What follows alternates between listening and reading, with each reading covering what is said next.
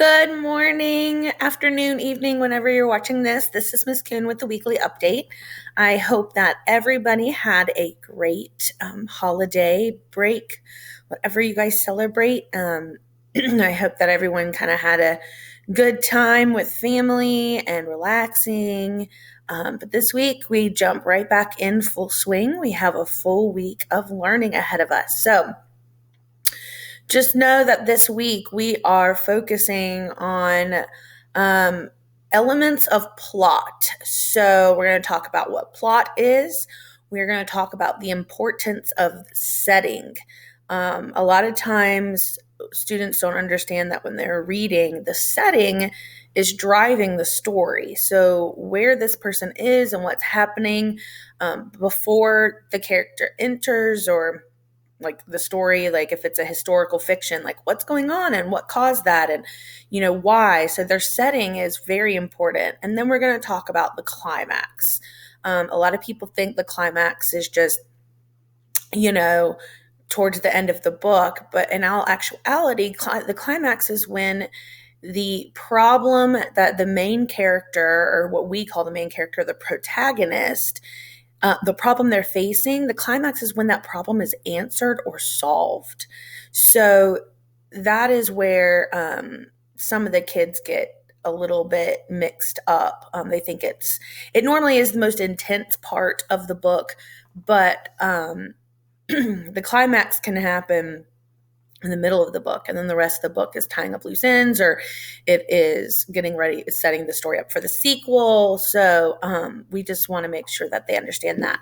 We're also going to be talking about our book this week. So Core 1 is currently reading The Clay Marble, Core 2 is currently reading A Night Divided, and Core 3 is reading Daniel's story. They each have comprehension questions that go with this, and they know what those comprehension questions are. On a video after this, I'm going to kind of show you as parents how to have your kids show you, or if you need that, or they're struggling with the comprehension questions, where to find them, all that. I'm going to show you how to step by step how to do that, and that way the students also have a how-to video.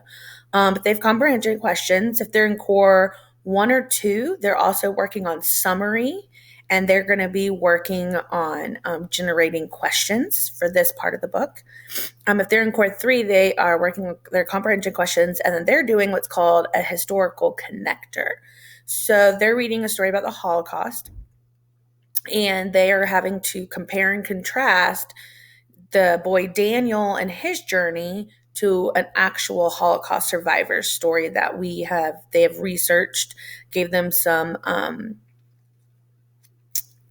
links to places that have Holocaust survivor stories, and they had to pick one that they're interested in, and now they're comparing and contrasting Daniel's story to the actual survivor story. So lots of different things going on.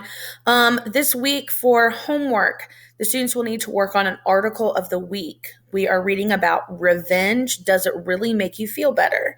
So this article is all about getting even, and what does it really do? Does it really make you feel better, or what does it kind of do inside your body? So they will need to read the article, annotate the article, which means they're highlighting and underlining, but they're also writing off to the side their thoughts, their opinions. Do they agree? Do they disagree? Are they confused?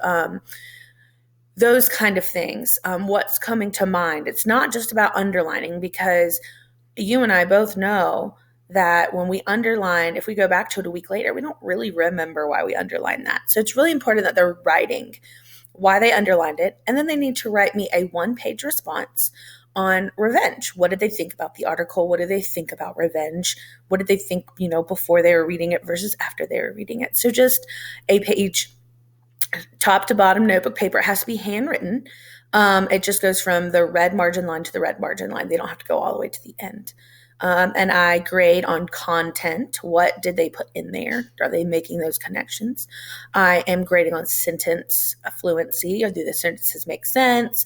Are they having a lot of different variety of sentences? Then I grade on annotations. How well did they annotate the article? And then I look at their grammar. I do not count spelling because I want them to really be worried about making those connections and going for those words. As long as I can figure out what the word is, I don't count it against them. What I am looking for in grammar is, are they capitalizing the words at the beginning of the sentence? Are they putting punctuation at the end of the sentence? Are they not capitalizing words in the middle of the sentence? We have a really bad habit of capitalizing random words when we're handwriting. And then just that it's legible. I mean, we've got to work on our handwriting. So that's kind of what's going on at school this week. So just know they might have homework, like classwork that they did not finish because we're working on the plot, the setting, and the climax. And there is some classwork that will go along with that. And what they don't finish becomes homework.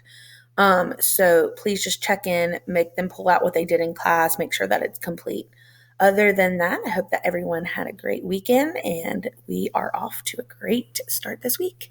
Check out my video next on how to get access to all of this information that I said on the different websites.